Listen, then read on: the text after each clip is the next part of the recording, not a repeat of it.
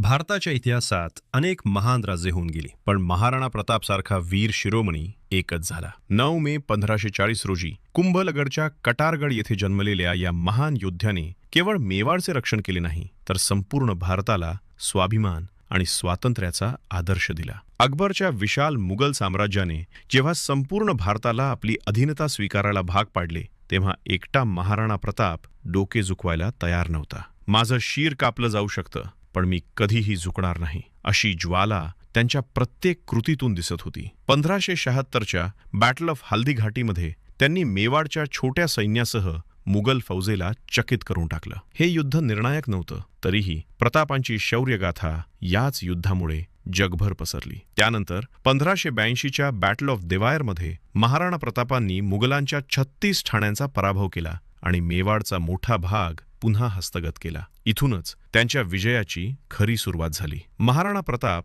हे केवळ तलवारीच्या जोरासाठी प्रसिद्ध नाहीत, तर त्यांच्या असीम त्यागासाठी पूजले जातात. राजमहालांचा वैभव त्यांनी सोडलं, जंगलं आणि डोंगरात राहिले, पण मातृभूमीशी कधीही समझोता केला नाही. त्यांच्या घोडा चेतकची शौर्यगाथा आजही प्रत्येक भारतीयाच्या हृदयात जिवंत आहे. महाराणा प्रताप आपल्याला शिकवतात की साधनं कितीही कमी असली तरी संकल्प आणि धैर्य जबरदस्त असेल तर कोणत्याही साम्राज्याला टक्कर देता येते. त्यांनी दाखवून दिलं की खरा विजय हा युद्ध जिंकण्यात नसतो, तर स्वाभिमान जपण्यात असतो. जय मेवाड, जय एकलिंगजी, जय महाराणा प्रताप.